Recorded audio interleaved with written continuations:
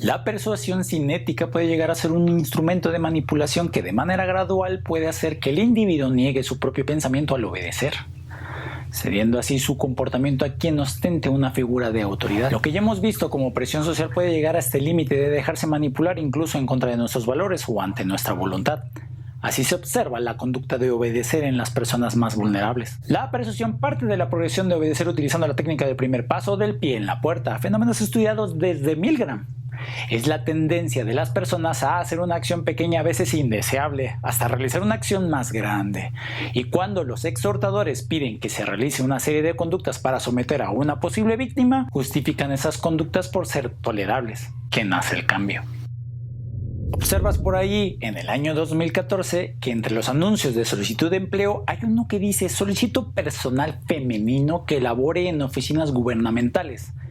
Edades entre 18 a 32 años, con amplia disponibilidad de horario, y se ofrece un sueldo de entre 8,000 a 14,000 mensuales. Tú acudes a la dirección y te despampanas del lugar porque sí es un recinto que refleja importancia social. Ahí ves que hay más chicas que aguardan sentadas hasta que un hombre pide que esperen hasta que salga la coordinadora. Obviamente notas que las chicas no se conocen entre sí y no entablas comunicación con ellas en ese momento. No vaya a ser. Llega la reclutadora y te indica que la acompañes por un corredor hasta una oficina. Un lugar oscuro y viejo. Encuentras en el piso, recargada en la pared, una fotografía del presidente actual. En la entrevista, al preguntarte sobre tu peso y talla, escuchas un pequeño murmullo de la reclutadora que dice: al líder no le gustan con sobrepeso, mientras hace apuntes en una libreta. En medida que pasa el tiempo te vas enterando de que hay entre 12 y 15 mujeres al servicio del líder. Algunas son madres solteras, otras son estudiantes o mujeres divorciadas que necesitan un trabajo y que cuando alguna de ellas sube de peso o falta, es despedida.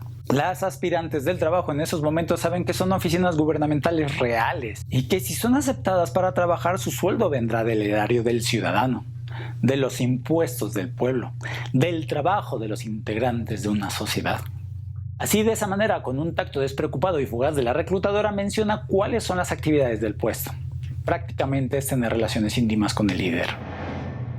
Las recomendaciones para permanecer en el trabajo es no ser del otro bando, ser muy atentas, ser buenas seductoras, ser serviciales, ponerse guapas y estar disponibles. Y como ante cualquier cierre de entrevista esperas la pregunta final del ¿cuándo puedes empezar? Aquí no hay dicha pregunta, solo hay una exhortación que hoy mismo puede ser tu primer encuentro con el líder. Una vez que se firma en esa libreta, se hace el alta ante la nómina como secretarias o recepcionistas. ¿Por qué poner atención a las exhortaciones que nos piden?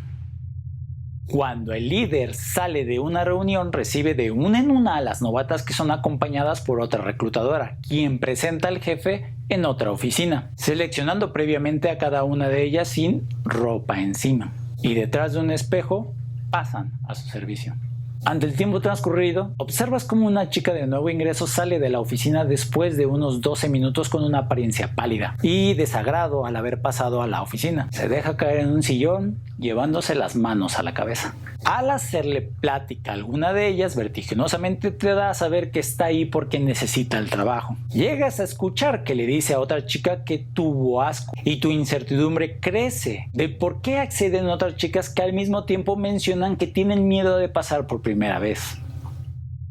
¿Qué tan valiente podría ser al denunciar a alguien que viola los derechos de libertad y que comete injusticias contra las más vulnerables?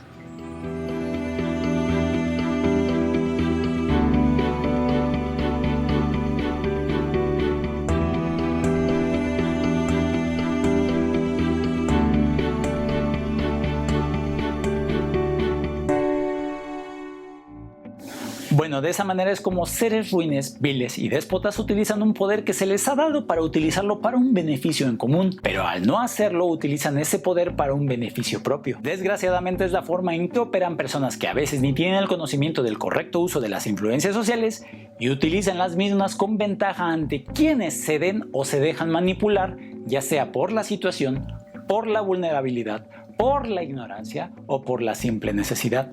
Pero ¿cómo sabemos de estos casos? No es un chisme. Bueno, gracias a otras personas que hacen de su trabajo nuestro interés del querer estar informados por lo que pasa con nuestro entorno, con nuestros intereses o lo que hacen con nuestro dinero las personas que se supone deberían de ver por nuestro bienestar sin anteponer el suyo. Pero debido a que nosotros tenemos otro tipo de rol social, esta responsabilidad de saber qué pasa con nuestro entorno se los dejamos a esas personas para hacer de su conocimiento nuestro conocimiento y así equilibrar una sociedad que necesita estar informada. En medida que eso pasa, descubrimos diferentes casos o cometidos que puede hacer el humano contra otros humanos. Uno de ellos es el que acabamos de citar y que aparte se descubrió toda una red de corrupción que permitió cometerlo durante mínimo 10 años. Ante el poder que tiene una persona con una trayectoria deleznable y con semejantes conocidos que hicieron de ese poder una herramienta para vivir impunemente ante una sociedad ignorante del caso. Aplaudimos a quienes se interesaron en el caso y agradecemos a quienes han hecho lo posible para que nos enteráramos, para ejercer presión social pública al no permitir que siguiera pasando a nuestras espaldas y que por eso se diera a conocer más ampliamente el caso Bill. Pero no es tan de a gratis, porque a esas mismas personas debemos, como a los políticos, darles marcaje personal. Ya sabemos qué hacer con las instituciones, debemos ser críticas ante ellas y no cegarnos a observar otras explicaciones de la realidad. Debemos cuestionar la información que nos dan y generar un vínculo de desconfianza sana, por decirlo de algún modo, por retroalimentar la información que nos dan. Hacerles saber que están bajo nuestro escrutinio, porque en el momento en que dejemos de hacerles caso, sabrán que han optado por no hacer un bien en común, porque igual no somos obedientes y no somos conformistas. Aquí quisiera señalar simplemente que no hay que equivocarnos. Los medios de información, los periódicos, la televisión, la radio, las redes sociales no tienen la culpa de retacarnos de contenidos idiotas o estupidizantes llenos de basura cognitiva o información tergiversada. La gente que está detrás de eso solo ofrece lo que nosotros demandamos. Y si vamos con el pretexto de solo pasar el rato, de querernos recrear, de ver qué copiar o simplemente divertirnos y entretenernos, no nos quejemos. Y si digamos con toda confianza, somos conformistas. Aunque la mayor parte de la investigación psicosocial sobre influencia se ha centrado en interacciones no duraderas entre extraños y en cómo los distintos principios de influencia pueden ser explotados por agentes sin escrúpulos, la consideración del contexto evolutivo para el que han sido diseñadas las diferentes estrategias puede aportar ideas sobre por qué funcionan y cómo podemos evitar que sean empleadas de forma abusiva. Si quieres otro ejemplo de cómo ante exhortaciones mínimas la gente accede a las más amplias demandas de la figura de autoridad, está la película de un caso muy real. Rematando con esto, podemos decir en cómo la realidad humana debe ser explicada con evidencia empírica. Cuando la humanidad se apoya de la ciencia, puede obtener beneficios que alienten el poder vivir equitativamente y en paz.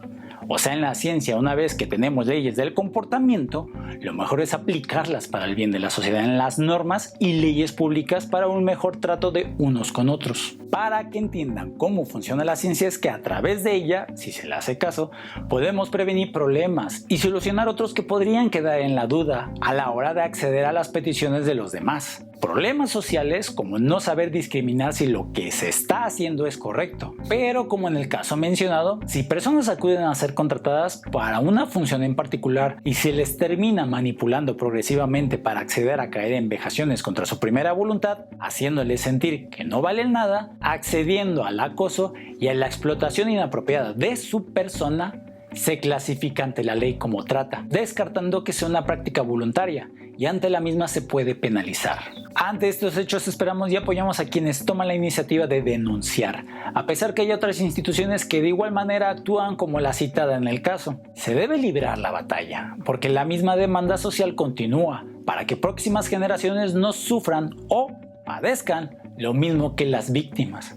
Así una víctima que denuncia hace un bien a la humanidad, más si está muy bien documentada como esta. Por el otro lado, sería muy grave permitir que esos ruines exhortadores, viles personas que se enmascaran de empresarios políticos o servidores públicos queden en el limbo de la justicia, porque al permitir que se perpetúe la impunidad se fortalecería el pensamiento machista, misógino, incluso xenófobo. Pero no solo en ellos, sino en el mensaje que les dan a las siguientes generaciones de niños.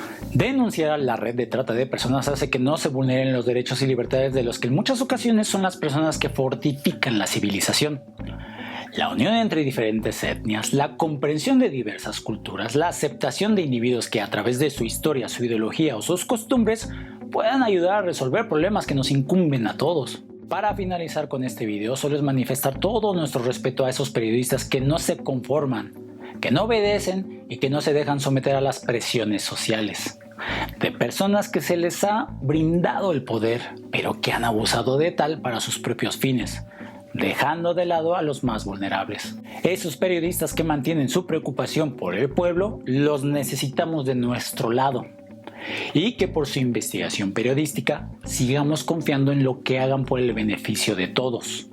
Y no por último, sino por importancia, realzar nuestra admiración para aquellas quienes levantan la voz y que se acercan a esos megáfonos haciendo presión social para no permitir que más personas sometan sus voluntades.